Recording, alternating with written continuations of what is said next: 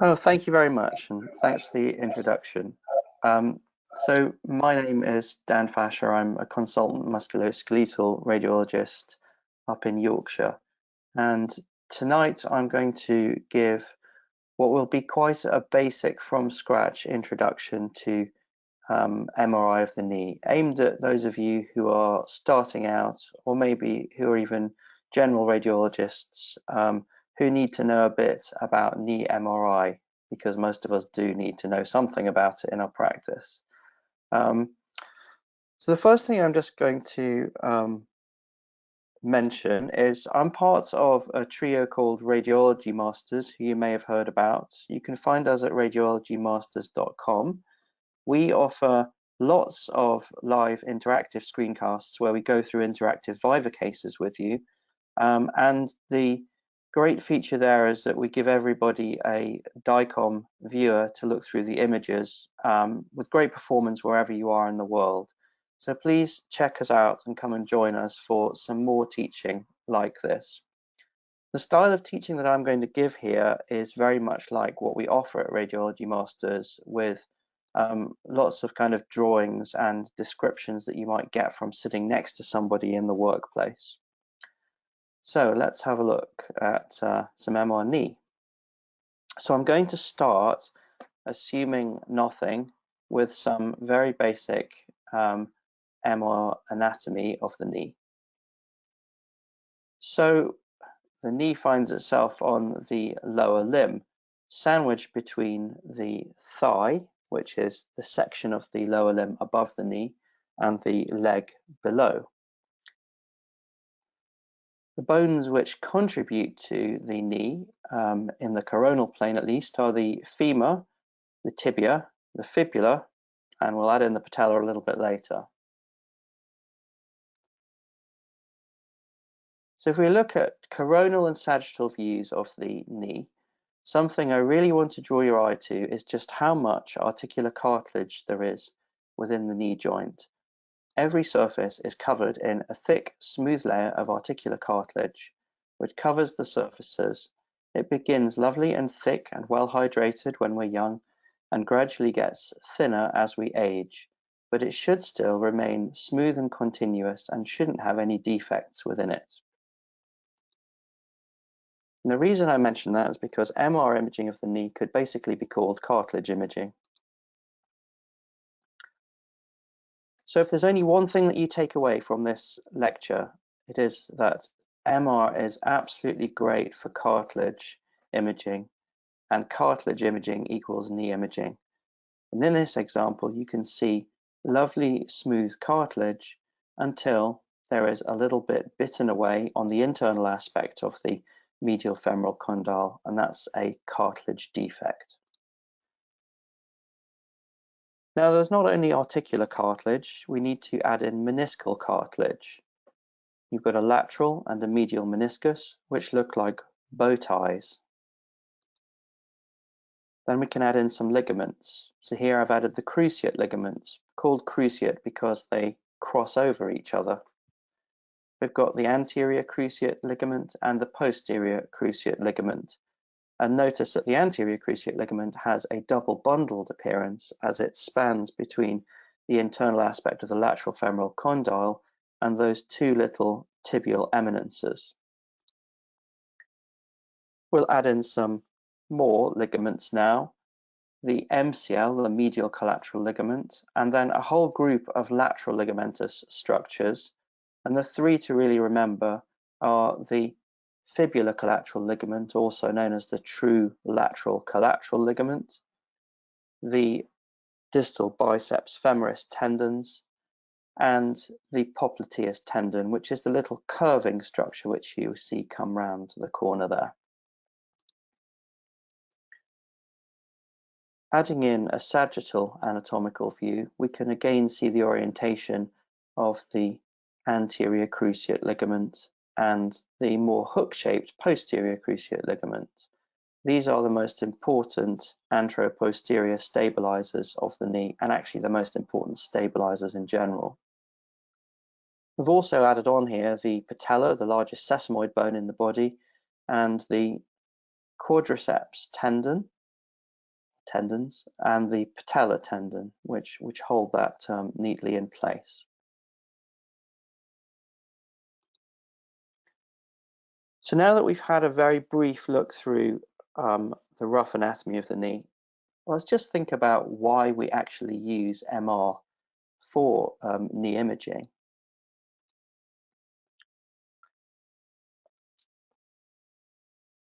So a good imaging protocol for knee injury would be to start off with plain film, and I can't emphasize that enough.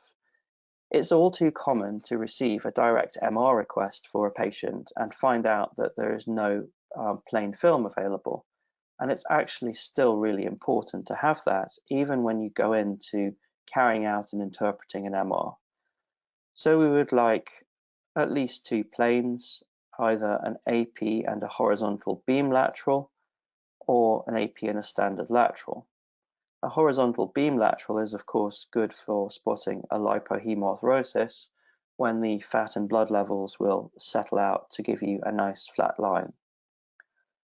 And a plain film is really good for spotting major fractures, effusions including the lipohemarthrosis, bone lesions, and it's also quick and easy to get access to, so it's definitely the starting point.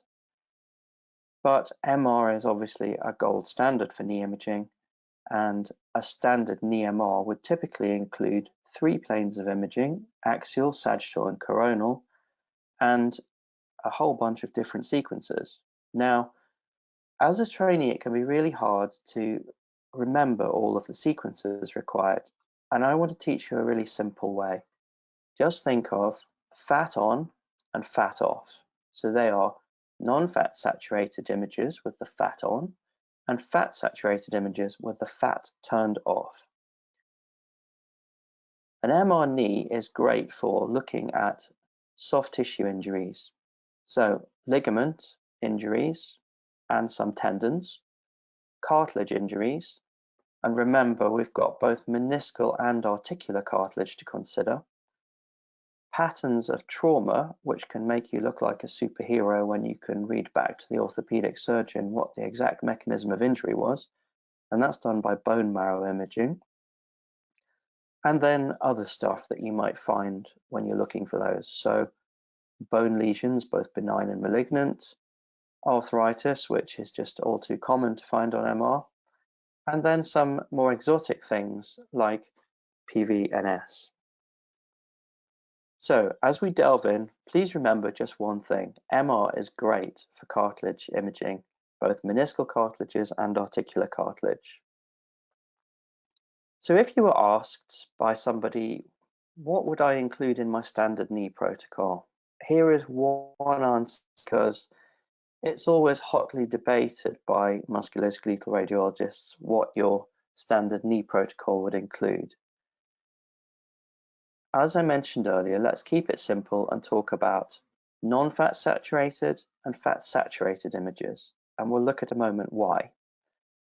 So in the coronal and sagittal planes, you would typically have your non-fat saturated T1 or proton density images, and they are used quite interchangeably. Proton density are intermediate weighted images. They tend to have a slightly longer TE and TR, and they have the benefit that they show cartilage better. T1 images are a more traditional sequence and often used by a more traditional radiologist, and they're not as good for showing cartilage, but they do give fantastic anatomical detail. On the other side, our fat saturated images will be carried out in all 3 planes. So with your coronal and sagittal, you would typically use proton density fat saturated, and on your axial, proton density fat saturated. And remember, they're also called intermediate weighted if you see that term. So what is each good for? Non-fat saturated images tend to have higher spatial resolution. So they're really good for things like, well, just observing anatomy in great detail, but fracture detection, which is evidenced as dark scar lines, which are jagged and irregular, and also bone marrow edema, which darkens the otherwise bright fat. And you will find stickler radiologists who say that bone marrow edema is best looked at on the T1 images. However, let's face it, it's much easier to spot on fat-saturated images because when we turn off the fat signal, we're still left with bright water signal, which shows us edema beautifully. So it will show us bone marrow edema, which is contusions, fractures, and a pattern of injury, which we're going to look at later. It will show us soft tissue edema for ligament and tendon injuries. And that's really important because if they're not completely disrupted, the only finding might be surrounding soft tissue edema in the instance of grade 1 sprain injuries of ligaments. And it will also show us fluid outside of soft tissues, so in the form of a joint effusion. And a joint effusion can give us an arthrographic effect on the cartilage within the knee. So the fluid highlights the cartilage and makes it stand out better. So this is an example of a series of images taken from my preferred standard knee sequence. And if you notice that I've paired them together, and this is a very common way to read them. So at the top, I've got my sagittal PD fat saturated next to sagittal PD non-saturated. I've got the same pairing of coronals below, and then I've got my axial sitting on its own because it doesn't have a counterpart. This would be a really common way to lay out your images if you were designing a display protocol for reading a knee MR, and you would scroll the pairs of images together to allow you to quickly cross-reference them. So build yourself a display protocol like that for reading knees. So what exactly does fat saturation do for you? Well, it makes edema more conspicuous. By turning off the bright fat signal, more of the image is dark, including the all-important bone marrow, and it makes fluids and water signal stand out. Now that water signal might just be within the joint, like here, but it might also be within the anterior cruciate ligament here, which is thickened, edematous, and has lost its usual fibrillar structure. This is not actually a torn ligament, it's mucoid degeneration of the ACL.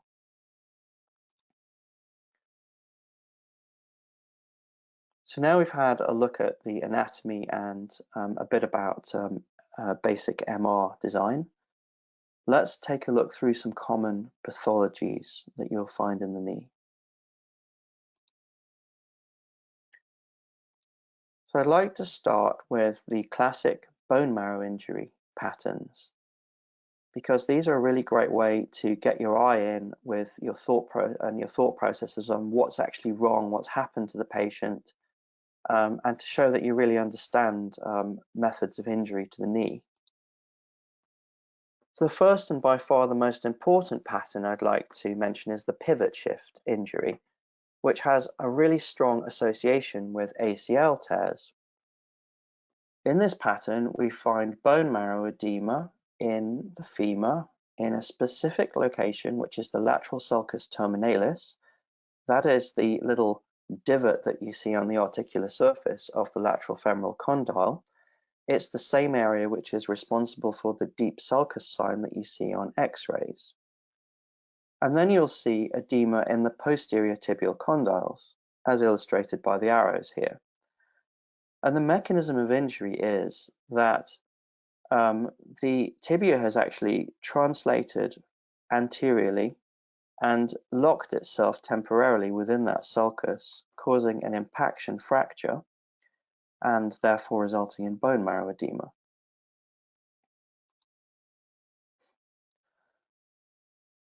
And this is another sequence from the same patient, and you can see that the consequence has been an ACL tear.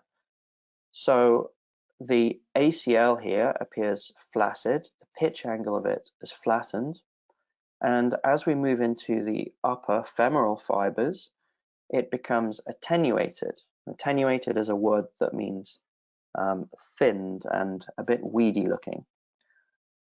And this one fails to make it to attach to its usual site on the internal aspect of the lateral femoral condyle. There's also a huge amount of surrounding soft tissue edema, further evidence that draws your eye to an ACL tear. Here's a different patient, shows the almost identical pivot shift bone bruise pattern. There are also some areas of darkening in the posterior tibial condyles, which are fracture lines, impaction fractures. And looking at the ACL, it is of course torn. This ACL has taken a somewhat sigmoid S-shaped configuration, indicating that it's not taut anymore and has torn in the middle this time rather than at its femoral attachment like before. This is another sign that I'd like to just arm you with, which I call Sharp's sign in honor of my work colleague, Dr. John Sharp. And he opened my eyes to the fact that when you get AP instability and a rotatory subluxation with an ACL tear, on your coronal slices, you get straightening of the lateral collateral ligament. Or fibular collateral ligament, such that it appears on one single slice of the image. And you don't usually get that because it normally runs in an oblique plane and you have to scroll to look through it. And that's a coronal sign of the pivot shift injury. If you're wondering where pivot shift comes from, the origin is that when athletes suffered ACL tears, they would describe that when they pivot, which is sort of planting your foot and spinning, as you might do in netball or hockey, for example, they found that their knee would suddenly translate forwards and feel unstable. So that's the origin of pivot shift. The next marrow edema pattern I'd like to talk about is the transient patellar dislocation. So the patella nearly all laterally, it pops itself out and back, and it results in a characteristic pattern of impaction fractures. So you'll get bone marrow edema on the medial side of the patella, and on the external outer or non-articular surface of the lateral femoral condyle, and that's because the patella has actually traveled all the way across to that outside surface of the lateral condyle, whacked itself against it, and then recoiled back into place. And yes, it's really, really painful. What you'll also notice here is that there's a huge amount of soft tissue edema, particularly in the region of the red asterisk on there, which is where there should be a medial patellofemoral ligament to match the lateral counterpart. And it's missing because it's completely torn, and that is quite common with this injury. Here's another example of the same thing, bone marrow edema in the medial patella, completely torn medial patellofemoral ligament, and bone marrow edema on the external surface of the lateral femoral condyle. This time the patella's made it all the way around here. The other interesting observation on this patient is that they've got a very shallow trochlear sulcus, which predisposes them to patellar dislocation. So let's look at something different now, which is meniscal tears, a very important topic, and in fact the original use case for MR of the knee. So you've got a medial and lateral meniscus. They are a C-shaped or horseshoe-shaped cartilage which acts as a shock absorber to the knee. So it stops the femur ramming into the tibia and protects the articular cartilage on the ends of the bones there. Now, the second thing that I would like you to remember from this talk, also about cartilage, is that happy menisci are smooth black bow ties. And that is true both in the coronal plane and in the sagittal plane. And if you learn to detect those smooth black bow ties, you'll be able to find meniscal tears really easily. So the keen-eyed amongst the audience will have noticed that the lateral meniscus here is rather too large, even though it's perfectly smooth and dark. And that's because this is a discoid variant in a young patient. So the discoid variant lacks the central hole, the central gap in the C-shaped meniscus. And those patients are at higher risk of injury, but this one is not injured. So a few fast facts about meniscal tears. You can divide them into degenerative tears in older patients versus traumatic injuries in a younger population. And in the degenerative tears, they increase with age, and over 70, about 60% of the population have got a degenerative meniscal tear. Clearly, not all of them are symptomatic, so they don't really matter too much. And when you get a patient with a locked knee, that tends to be because of a meniscal tear with a displaced or flipped fragment of meniscus. And that becomes much more of an emergency because it's not great to have a knee that's locked and fixed in place. It's quite debilitating. So regarding treatment of meniscal tears, well, a locked knee or a symptomatic meniscal tear, particularly in a younger patient, would tend to lead to arthroscopic treatment, whereas degenerative meniscal tears don't necessarily need treatment, although it is still quite common to tidy up and trim the meniscus as a method of delaying joint replacement and giving people a bit of extra symptom-free time.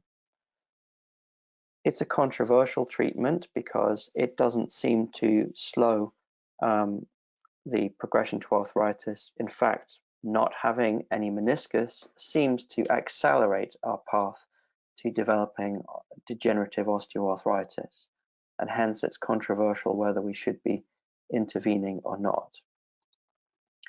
If we think about the location of meniscal tears, the majority will be in the posterior horns, but also in the body, the central bit of the meniscus, and in the anterior horn.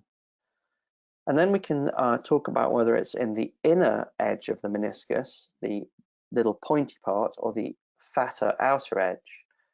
And remember, the blood supply to the outer zone is better in the chunkier part of the meniscus. That's called the red zone, and it has a better healing potential. Whereas when an injury is within the inner zone, you would tend to tidy up, trim it, and hope that it goes well.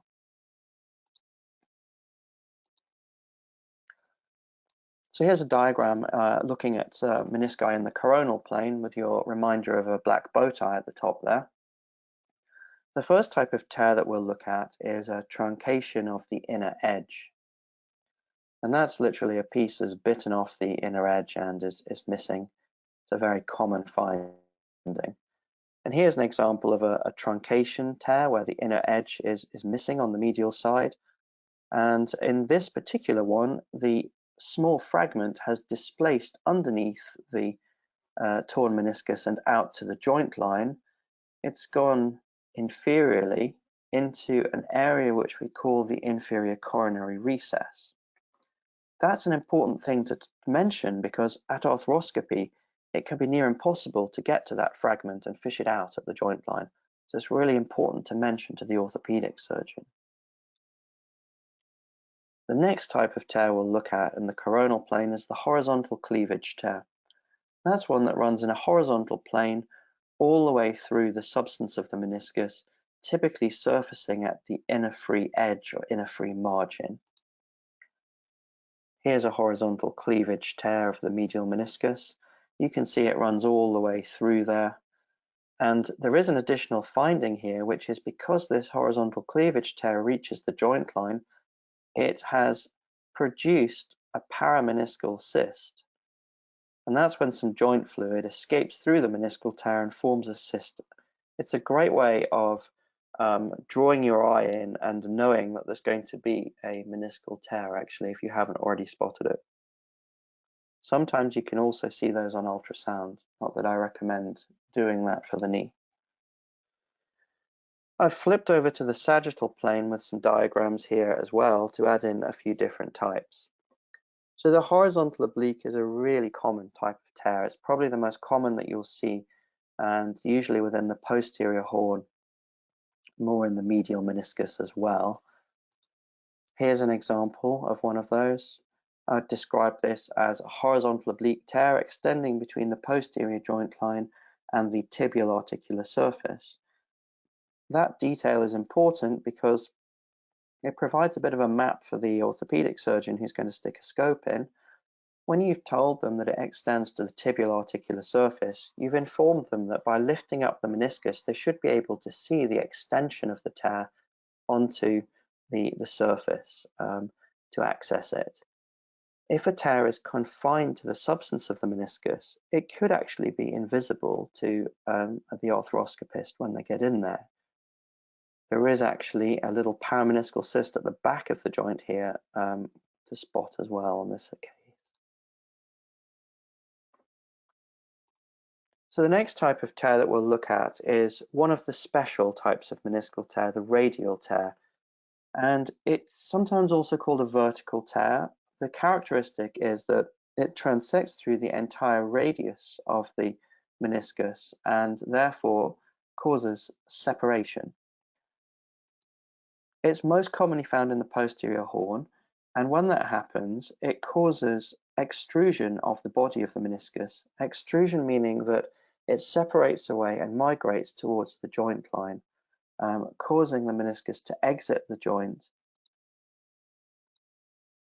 where it can no longer act as a shock absorber. And here's an example of the defect on the coronal images, and you can see the meniscus heading out of the joint there. Now, why this is a special tear is that it has a special sign called the ghost meniscus associated with it. If you can imagine, when you're reading this meniscal tear in the sagittal plane, as you come through those slices which cover the gap, then there won't be any meniscus to image, and so it is absent, but suddenly comes back into view when you scroll further. And that's the ghost meniscus sign shown here on the right. The next special tear is called a parrot's beak tear. And if you can remember that parrots like axial images, I don't know if they do, but remember parrots like axials, that's because this is one of the only tears where I think the axial images are the best way and are totally necessary. As you scroll through the axial images, you'll see a little bite out of the meniscus, typically on the inner circumference. Parrot's beak, well, it doesn't always look like one, but sometimes it looks like a little hook-shaped parrot's beak. These tears can displace, they can flip over, and might be a cause of a locked knee, as well as the more common tear that we're going to see causing that. So here's the classic one, the bucket handle tear. You'll probably all know the bucket handle tear to be associated with the double PCL sign, and that's because the entirety of one of the horns or even all of the meniscus can flip into the intercondylar region and likes to lie adjacent to and in front of the PCL. That gives the impression of there being two PCLs, which is never a normal finding. On the coronal images, what you'll see is that the meniscus is absent from its usual location, no bow tie, and that it flips into the intercondylar notch. On the axial images, not always, but you might see the flipped bucket handle. I never personally think a bucket handle is that great an analogy, because how many of us sort of carry buckets around and know what it means? But if you do imagine the flipping over of a bucket handle, that's the meniscus, and it flips over to the other side of the bucket, which is the internal aspect of the knee. I'll show you another one of those where I've illustrated the flip on it to try and show what can be quite hard to visualize. So in this case, on the sagittal images, there is no posterior horn of the lateral meniscus.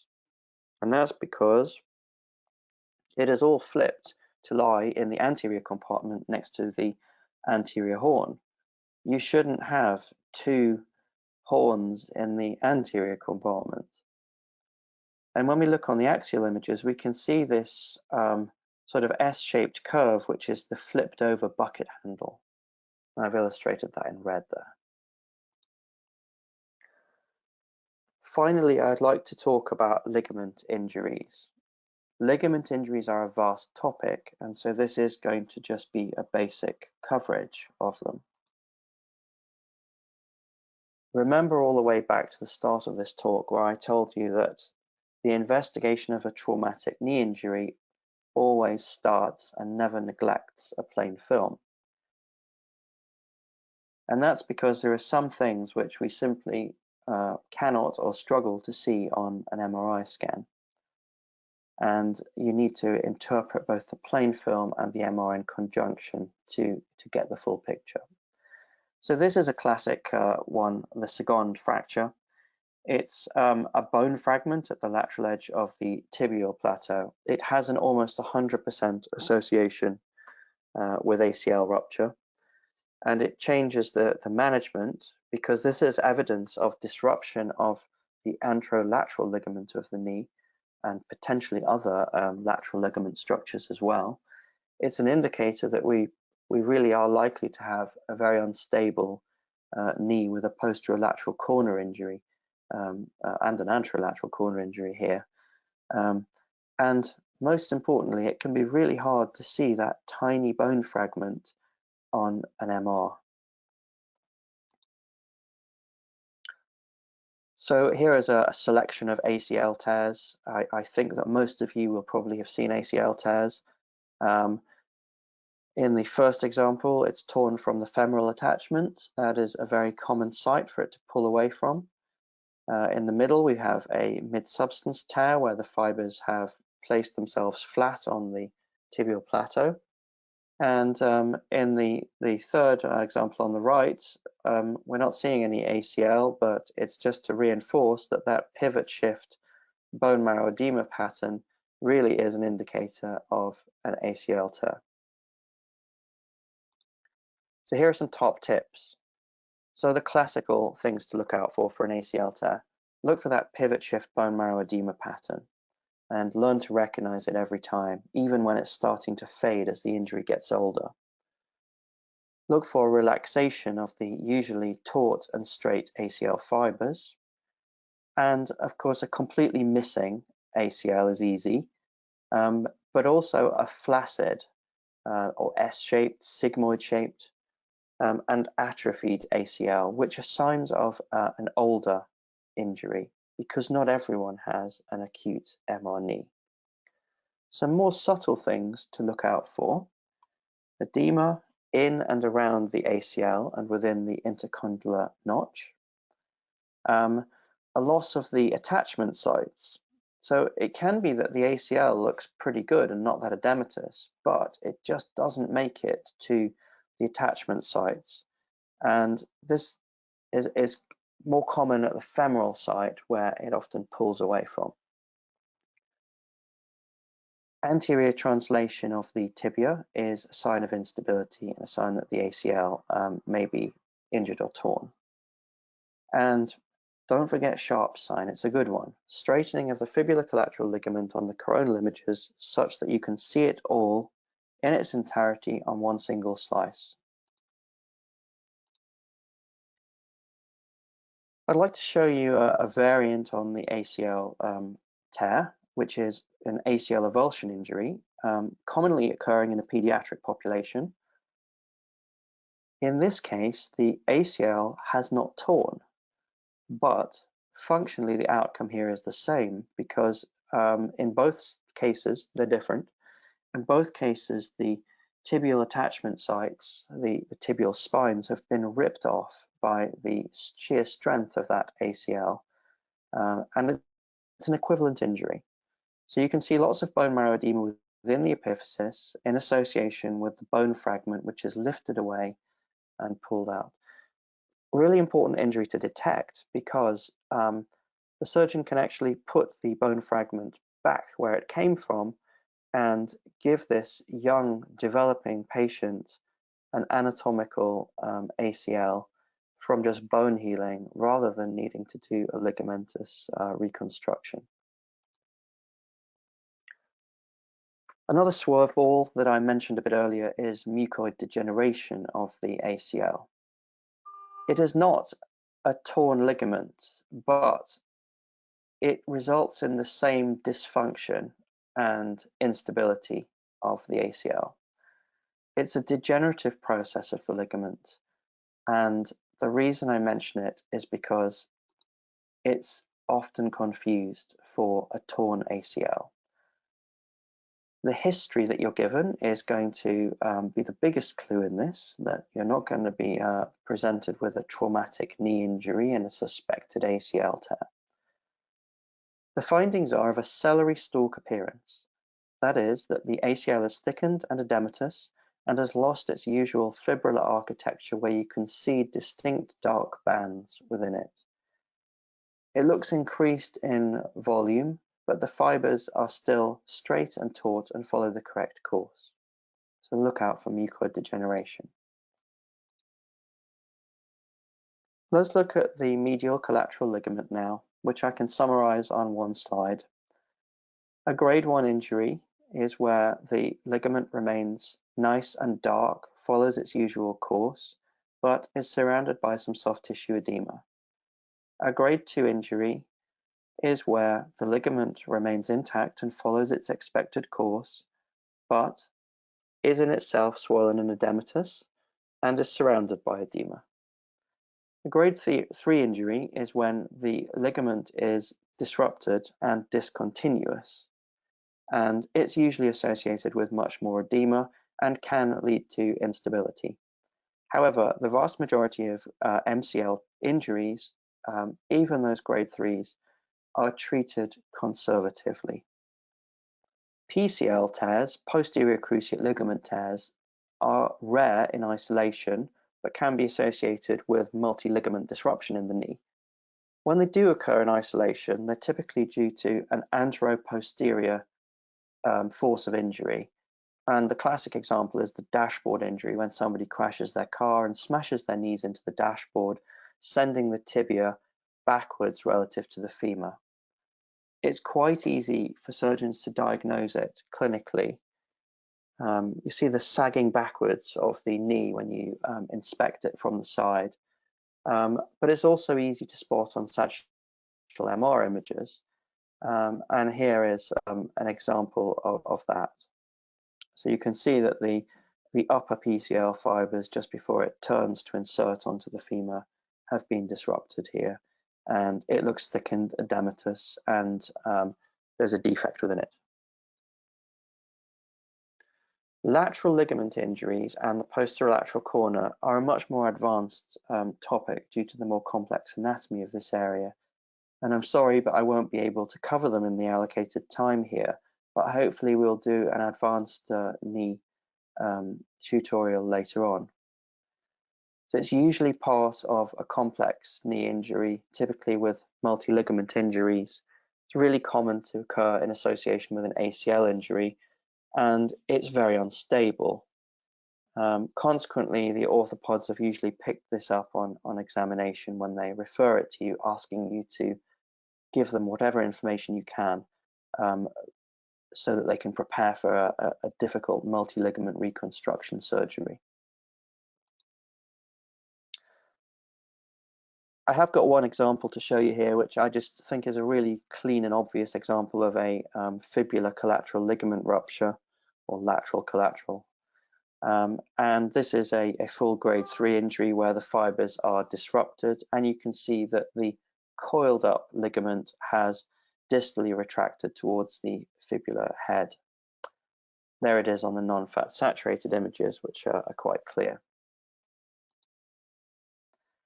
And just to get your eye in, there's an image that I showed you earlier, showing an intact fibular collateral ligament, which is dark, thin, and taut compared to the torn one on the left. Okay, thank you everybody for attending, and I'd just like to mention that with a great series of future lectures coming up, and these are the next ones coming up. So on Thursday, we've got a talk from Dr. Radhika Prasad on common radiology on call scenarios. And then next week on Monday, the 6th of April, imaging of facial and skull-based trauma from Steve O'Connor in King's College London. Thanks, good night.